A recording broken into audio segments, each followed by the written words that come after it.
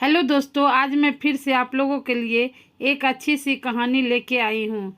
शादी के दिन बेटे की असलियत देखकर माँ रोने लगी। जी हाँ दोस्तों, आज मेरे इकलौते बेटे शशांक की तीसरी शादी है। आज मैं बहुत डरी हुई हूँ।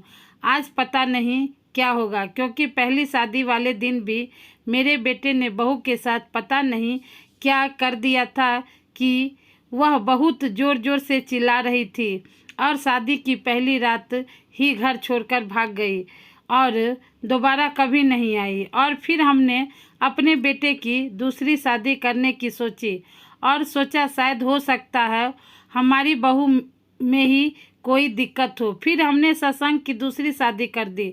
दूसरी शादी में भी वही हुआ जिसका मुझे डर था। बहू को मैंने अपने बेटे के कमरे में भेजा और सोचा कि अब सब ठीक हो गया है, लेकिन करीब 1 घंटे बाद बहू कमरे से बहुत तेज चिल्लाते हुए बाहर की तरफ भागी।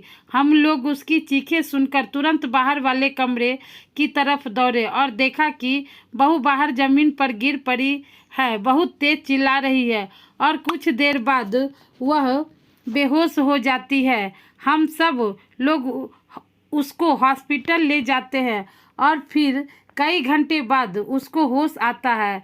हम बहू से पूछते हैं कि बेटा क्या हुआ था कमरे में जो तुम्हारी ऐसी हालत हो गई, लेकिन वह कुछ भी नहीं बोलती है और डॉक्टर कहते हैं कि आप अपनी बेटी को ले जा सकते हैं। वह हमारे साथ ससुराल जाने से मना कर देती है। वह अपने मायके चली जाती है और कहती है कि मैं आज के बाद आपके यहाँ कभी नहीं आऊँगी। मेरे तो समझ में ही नहीं आता है कि अब क्या करूं। अपने बेटे से पूछती हूँ तो वह कुछ बोलता ही नहीं है और बातें टाल देता है। जब ज़्यादा फोर्स करो तो वह घर छोड़कर चला जाता है। इसी राज से पर्दा उठाने के लिए आज मैं अपने बेटे की तीसरी शादी कर रही हूँ। मैं देखना चाहती हूँ कि आखिर उस कमरे में होता क्या है जो बहू दोबारा उस कमरे में जाने को तैयार नहीं होती है। आखिर मेरा बेटा उनके साथ करता क्या है और मैंने अपनी तीसरी बहू को बड़ी मुश्किल से इस शादी के लिए मनाया है। मैंने उसे वादा किया है कि मैं तुमको कोई भी मुश्किल नहीं आने दूंगी। हम लोग बस देखना चाहते हैं कि आखिर वहाँ पर होता क्या है और जैसे ही कुछ गलत होगा हम लोग तुरंत ही तुमको बचा लेंगे। यह बातें सुनकर वह शादी के लिए मान गई। शादी की सारी रस्में हो जाने के बाद मैंने अपने बहू को अपने बेटे के कमरे में भेजा और मैं भी उस कमरे में चुपचाप एक कोने में छुप गई और इंतज़ार करने लगी कि कब मेरा बेटा आएगा। मैंने बाहर भी कई लोगों को खड़ा कर दिया था और कह दिया था जब मैं आवाज़ दूँ तो तुरंत कमरे में चले आना। मेरा बेटा शशांक कमरे में आया और बहू पलंग पर बैठी थी। शशांक उसके बगल में ही बैठ गया। शशांक बहू से कहने लगा, तुमने यह शादी क्यों की? मुझे यह सब नहीं पसंद है।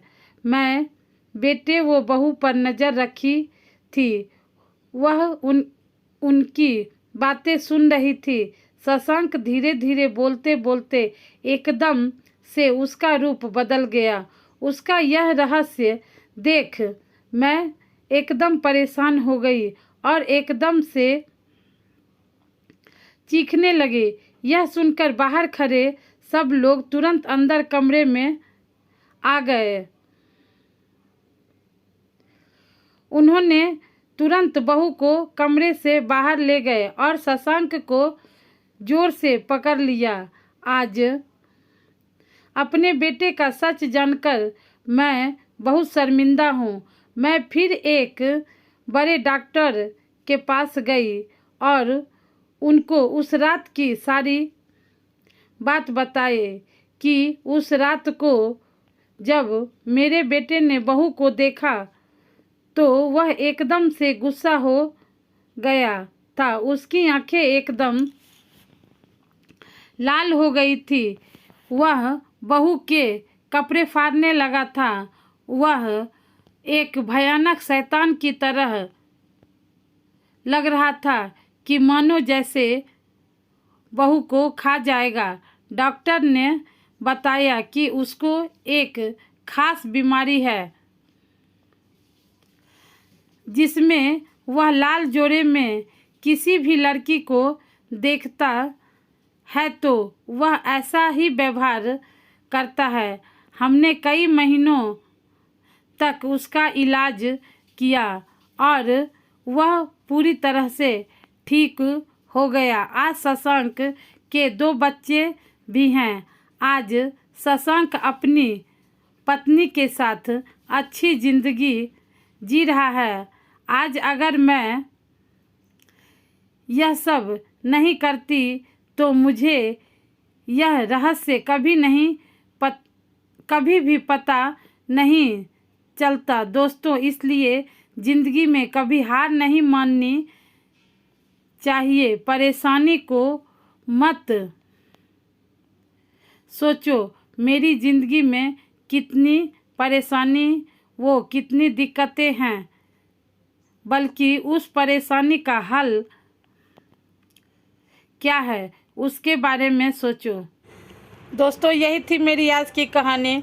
तो मेरी कहानी आप लोगों को कैसी लगी तो कमेंट करके ज़रूर बताइएगा कमेंट बॉक्स में। और अच्छी लगी हो तो लाइक कर दीजिएगा और इस कहानी को अपने फैमिली और फ्रेंड में ज़रूर शेयर करिएगा दोस्तों। और जो लोग चैनल पर फर्स्ट टाइम आई होंगे तो मेरे चैनल को सब्सक्राइब करके बेल को प्रेस कर दीजिएगा, ताकि और जो भी मैं अच्छी अच्छी कहानियाँ लेके आऊँ तो उसका नोटिफिकेशन आप लोगों तक सबसे पहले पहुँचे। थैंक्स फॉर वॉचिंग दोस्तों।